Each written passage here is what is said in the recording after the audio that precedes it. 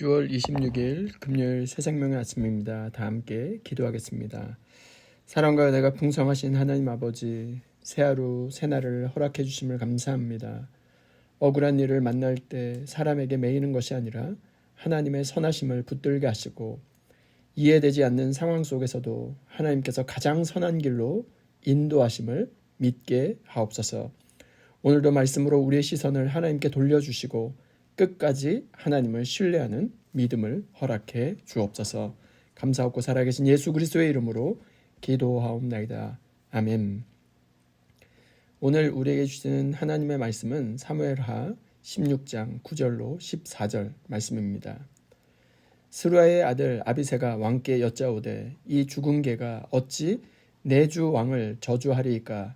청하건대 내가 건너가서 그의 머리를 베게 하소서 하니, 왕이 이르되 스루야의 아들들아, 내가 너희와 무슨 상관이 있느냐?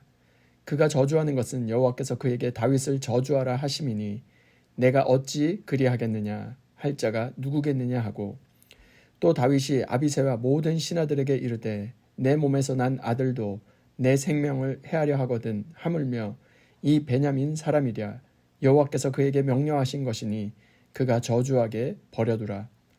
혹시 여호와께서 나의 원통함을 감찰하시리니 오늘 그 저주 때문에 여호와께서 선으로 내게 갚아주시리라 하고, 다윗과 그의 추종자들이 길을 갈 때 시므이는 산비탈로 따라가면서 저주하고 그를 향하여 돌을 던지며 먼지를 날리더라.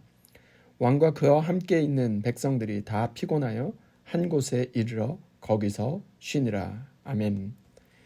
저는 오늘 이 본문으로 억울함 속에서도 하나님의 선하심을 붙들라는 제목으로 하나님 말씀 증거하도록 하겠습니다. 어제 우리는 시바의 거짓말을 보았습니다. 오늘은 시므이의 저주를 만납니다. 다윗은 지금 모든 것을 잃어가고 있습니다. 왕궁을 잃었습니다. 아들의 반역을 경험했습니다. 신뢰하던 사람들의 배신도 겪었습니다. 그런데 거기에 더하여 시므이가 돌을 던지고 흙을 날리며 다윗을 저주합니다. 인생에서 가장 견디기 어려운 것은 고난 자체보다 억울함입니다. 설명할 수 없는 오해, 사실과 다른 비난, 내 진심을 아무도 알아주지 않는 것, 바로 그것이죠. 오늘 다윗이 바로 그 자리에 서 있습니다. 그런데 놀랍게도 다윗은 자신을 변호하지 않습니다.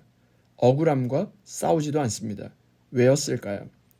감람산에서 하나님 앞에 무너졌던 다윗은 이제 사람보다 하나님을 먼저 보는 사람으로 변화되었기 때문입니다. 오늘 하나님께서는 우리에게도 같은 믿음을 가르쳐주고 있습니다. 억울함 속에서도 하나님의 선하심을 붙들라고 말이죠. 오늘 첫 번째 주시는 교훈은 사람 뒤에 계시는 하나님의 손길을 먼저 바라보라는 것입니다. 10절과 11절 말씀입니다. 왕이 이르되 스루야의 아들들아, 내가 너희와 무슨 상관이 있느냐? 그가 저주하는 것은 여호와께서 그에게 다윗을 저주하라 하심이니 내가 어찌 그리하겠느냐 할 자가 누구겠느냐 하고, 또 다윗이 아비새와 모든 신하들에게 이르되 내 몸에서 난 아들도 내 생명을 해하려 하거든 하물며 이 베냐민 사람이랴. 여호와께서 그에게 명령하신 것이니 그가 저주하게 버려두라. 이 말씀은 자칫 오해하기 쉽습니다. 하나님께서 정말 시므이에게 저주하라고 명령하셨다는 뜻일까요? 그렇지 않습니다. 시므이의 저주는 그의 죄였습니다. 그러나 다윗은 그 사람의 행동보다 그 상황을 허락하신 하나님의 손길을 먼저 바라보고 있습니다. 이것이 감람산 이후 다윗의 가장 큰 변화였습니다. 예전의 다윗이었다면 사람과 먼저 싸웠을 것입니다. 그러나 지금의 다윗은 사람과 싸우지 않습니다. 하나님 앞에 섭니다. 믿음은 모든 상황을 이해하는 것이 아닙니다. 모든 상황 속에서도 하나님께서 여전히 일하고 계심을 믿는 것입니다. 요셉도 형들을 향하여 이렇게 고백하지 않았습니까? 창세기 50장 20절에 당신들은 나를 해하려 하였으나 하나님은 그것을 선으로 바꾸사. 형들의 악함은 분명 악했습니다. 그러나 요셉은 형들보다 크신 하나님의 손길을 먼저 바라보았습니다. 다윗도 마찬가지입니다. 시므이의 저주보다 하나님을 먼저 바라봅니다. 사람은 상처를 줄 수 있습니다. 그러나 하나님은 그 상처까지도 사용하셔서 우리를 빚어가고 계십니다. 혹시 지금 여러분을 힘들게 하는 사람이 있습니까? 그 사람만 바라보지 마시길 바랍니다. 그 사람 뒤에서도 일하고 계시는 하나님의 손길을 바라보십시오. 사람은 우리의 삶을 흔들 수 있지만 하나님의 손길은 결코 우리를 놓지 않으십니다. 여기서 중요한 믿음의 원리가 있습니다. 보는 것이 바뀌면 반응이 바뀝니다. 보는 것이 바뀌면 마음이 바뀝니다. 그리고 무엇보다 보는 것이 바뀌면 맡길 수 있습니다. 사람을 보면 분노하게 됩니다. 억울함만 보면 붙들게 됩니다. 그러나 하나님의 손길이 보이기 시작하면 맡길 수 있습니다. 믿음은 환경이 먼저 바뀌는 것이 아니라 우리의 시선이 먼저 하나님께로 바뀌는 것입니다.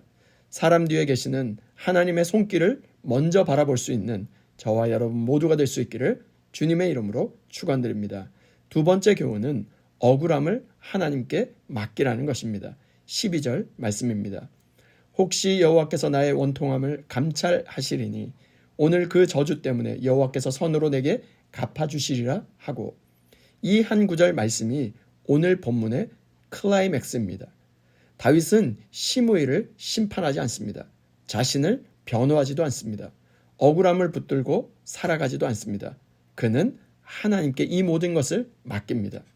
여호와께서 나의 원통함을 감찰하시리니, 감찰하신다는 것은 단순히 보고 계신다는 뜻이 아닙니다.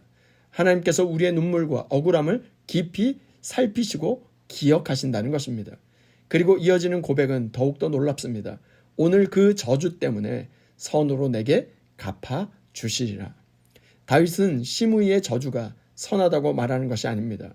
하나님께서 그 저주마저도 선으로 바꾸실 것을 믿는 것이죠. 여러분, 이것이 믿음입니다.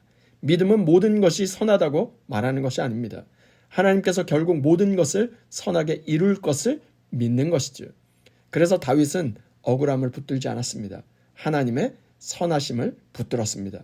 로마서 8장 28절에서 하나님을 사랑하는 자, 곧 그의 뜻대로 부르심을 입은 자들에게는 모든 것이 합력하여 선을 이루느니라. 모든 것에는 기쁜 일만 있는 것이 아닙니다. 눈물도 있습니다. 배신도 있습니다. 오해도 있습니다. 억울함도 있습니다. 그러나 하나님은 그 모든 것까지도 사용하셔서 결국 선을 이루어 주시는 분이십니다. 혹시 아직도 마음속에 내려놓지 못한 억울함이 있습니까? 사람에게 인정받으려 애쓰지 마시길 바랍니다. 하나님께 맡기시길 바랍니다. 보는 것이 바뀌면 맡길 수 있습니다. 사람만 바라보면 끝까지 붙들게 됩니다. 그러나 하나님의 선하심이 보이면 맡길 수 있습니다. 억울함은 붙들수록 마음을 무너뜨립니다. 그러나 하나님께 맡길수록 하나님의 평강이 찾아옵니다. 하나님께 맡긴다는 것은 포기하는 것이 아닙니다. 하나님의 선하심을 신뢰하는 것입니다. 억울함보다 하나님의 선하심을 붙들 수 있는 저와 여러분 모두가 될 수 있기를 주님의 이름으로 축원드립니다. 말씀을 마무리하고자 합니다. 오늘 말씀은 우리에게 두 가지를 가르쳐 줍니다. 첫 번째, 사람 뒤에 계시는 하나님의 손길을 먼저 바라보십시오. 두 번째, 억울함을 붙들지 말고 하나님께 맡기십시오. 오늘 다윗은 시므이를 바라보지 않았습니다. 하나님을 바라보았습니다. 원통함을 붙들지 않았습니다. 하나님의 선하심을 붙들었습니다. 오늘 말씀을 한 문장으로 기억한다면 바로 이것입니다. 보는 것이 바뀌면 맡길 수 있습니다. 사람보다 하나님을 바라보십시오. 상황보다 하나님의 손길을 바라보십시오. 상처보다 하나님의 선하심을 바라보십시오. 그러면 하나님께서 우리의 억울함까지도 선으로 바꾸어 주실 것입니다. 오늘도 하나님의 선하심을 붙들며 살아갈 수 있는 저와 여러분 모두가 될 수 있기를 주님의 이름으로 축원드립니다. 이 시간 주신 말씀과 공동의 기도 제목으로 함께 기도하겠습니다.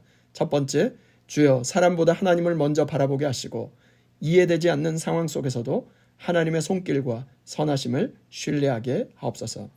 두 번째, 마음속의 억울함과 상처를 하나님께 맡기게 하시고 모든 것을 선으로 이루시는 하나님의 은혜를 끝까지 붙들게 하옵소서.